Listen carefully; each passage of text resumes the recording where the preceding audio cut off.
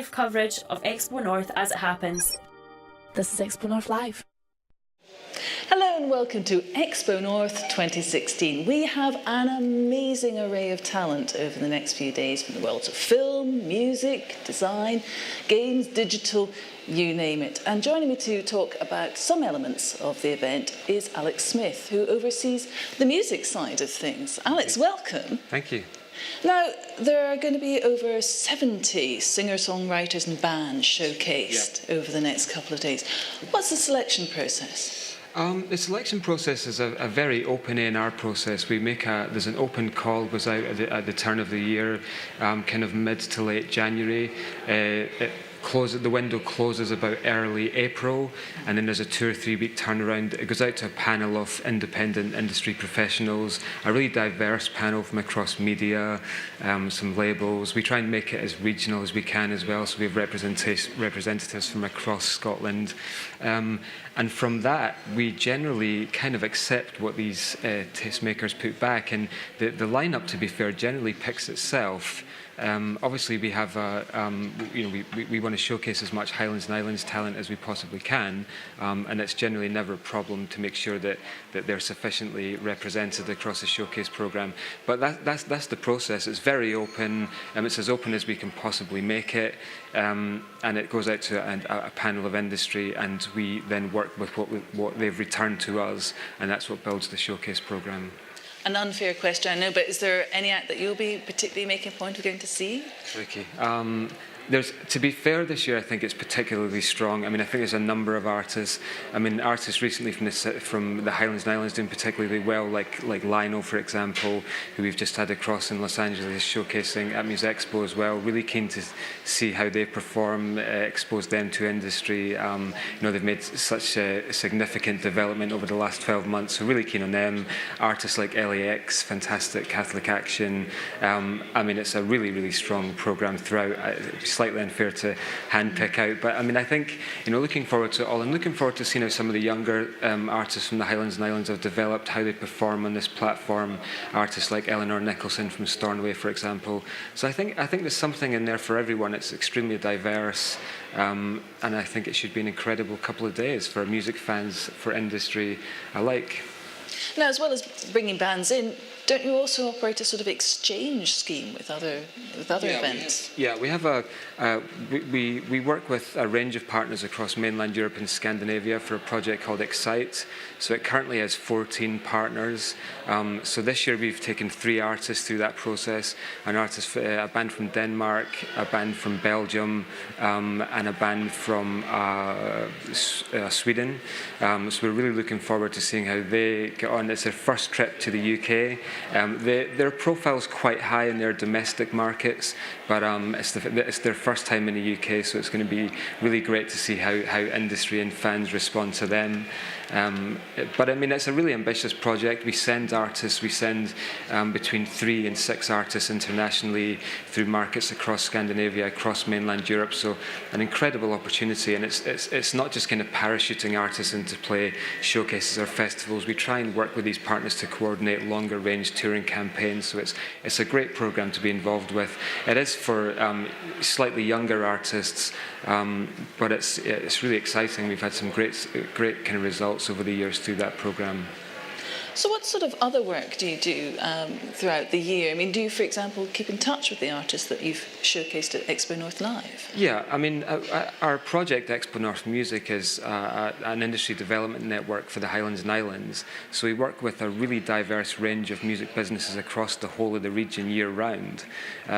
Artists are one of those infrastructure elements. They are one of those businesses. So we do work with a lot of artists. We work with lots of recording studios, record labels, really trying to grow this sector regionally. We work with a lot of export, and we support a lot of businesses to internationalise their products and services, to innovate what they're doing.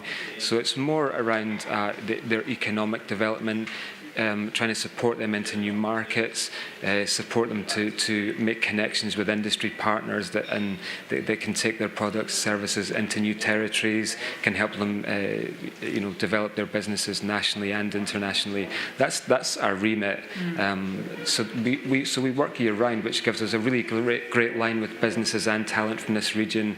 Also enables us to connect them with the music industry more widely, and then internationalize them as well, which is a really dynamic project to be involved with. What about emerging talent? What sort of advice do you have for young singer-songwriters, young bands who are coming through in the Highlands and Islands and are looking to take their first steps? I mean, I think for me, I think it's about getting the material right. Getting there, not being in too much of a rush to interface with industry before they're ready. Taking the time to develop artistically, develop their craft, make connections. I mean, we live in a climate where artists have to do much more for themselves for much longer than perhaps they ever have. So lots of the business elements around the band would be are now the band's responsibility as well. So I think artists have to accept that.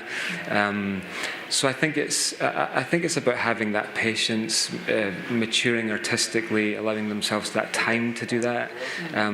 But crucially, I think as well, make connections in the industry, understand how the industry works, have a plan, try and stick to that plan, try and make sure you're always moving forward. I think, grow regionally out, become a big deal in your hometown. Don't be in too much of a rush down to London and where the kind of key music hubs are. I think that artists seem to be in a big hurry to do that. Industry are always scouting around looking for talent. So that would be my advice, would be to have a plan, take care of the business aspects as well as the artistic aspects, and try and make yourself really, really attractive to industry partners. I mean, it's never been easier for artists to do more for themselves than ever. Having said that, there's never been more music available to people, to consumers. So I think, invariably you find it's the artists who, it's hard work, likability, and talent, obviously.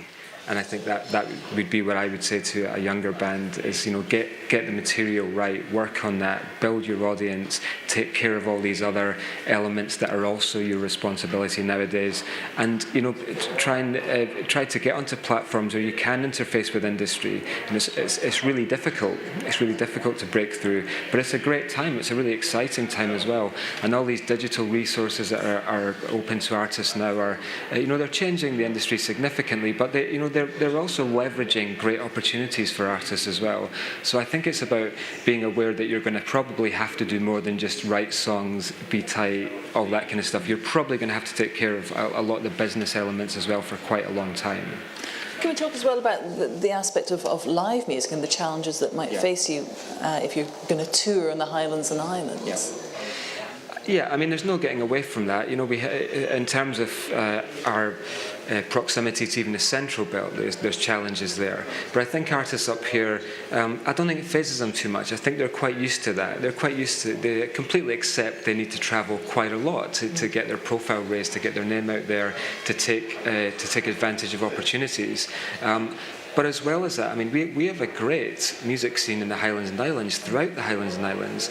I mean, I think some of we have an incredible range of festivals here that, for the most part, are hugely supportive of new and emerging talent from this region and give them great opportunities to access significant audiences. And I know we're going to be talking about this as part of our seminar programme, the kind of growth of the Highlands and Islands festival sector.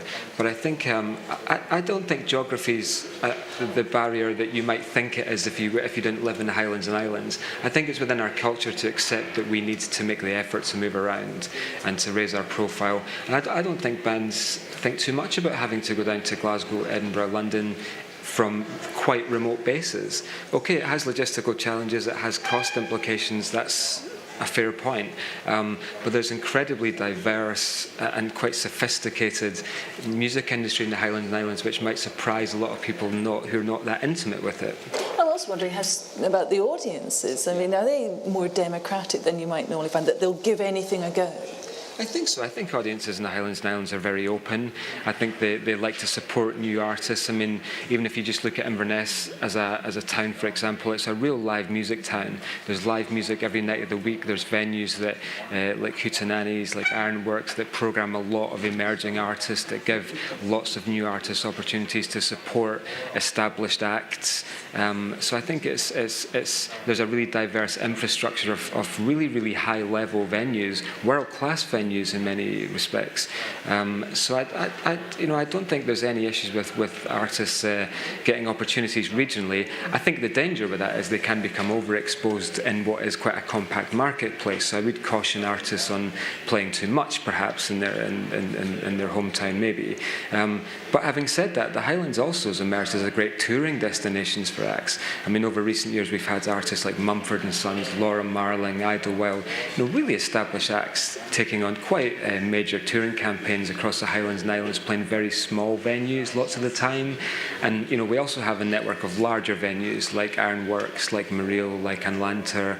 So it's we do have a really sophisticated landscape and infrastructure of venues in the Highlands and Islands, which we're very fortunate to have. And I think that's facilitated a real passion for the consumption of live music. And I think audiences generally are really, really open to new talent. And I think you see that across the region, not just in the bigger parts of the region like Inverness. I think you see it over in the Western Isles, up in Shetland, Orkney, Caithness has a great infrastructure as well.